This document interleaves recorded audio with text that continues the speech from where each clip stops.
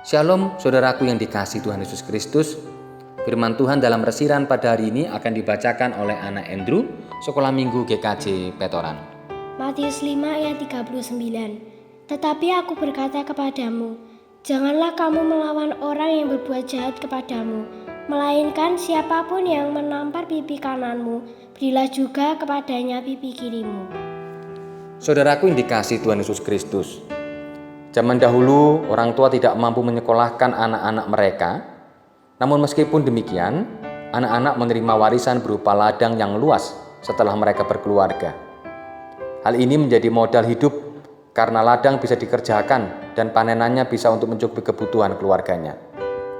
Berbeda dengan zaman sekarang, karena orang tua tidak memiliki ladang yang luas untuk diwariskan kepada anak-anak mereka, tetapi anak-anak mereka kemudian disekolahkan sampai selesai dan menerima ijazah. Dan inilah yang menjadi bekal dalam kehidupannya.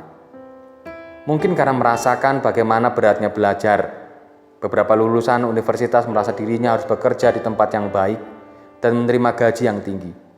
Demikian juga orang tua yang merasa berat menyekolahkan anak-anak mereka tidak bisa menerima ketika anaknya lulus dan kemudian tidak segera mendapatkan pekerjaan, atau setelah diterima kemudian keluar, kemudian berjualan kopi dan gorengan. Anak dan orang tua yang demikian merasa bahwa yang diterima tidak setimbang dengan usaha yang dilakukan. Pada akhirnya, anak dan orang tua ini menjadi gelisah sehingga tidak bisa menikmati indahnya hidup anugerah Tuhan Allah. Tuhan Yesus mengatakan bagaimana kita hidup saling mengasihi, yaitu dengan tidak membalas jahat kepada orang lain. Secara manusiawi, hal tersebut tidak setimbang dengan penderitaan yang dirasakan. Namun jika kita membalas yang jahat, apalah artinya? Malah tidak akan pernah berakhir.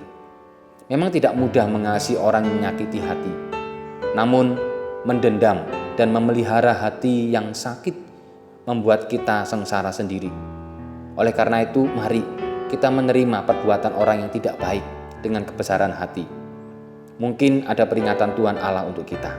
Dengan belas kasih, kita bisa merasakan nikmatnya hidup anugerah Tuhan Allah. Marilah saudaraku, kita merasakan, belajar untuk menikmati karya Allah dalam kehidupan kita.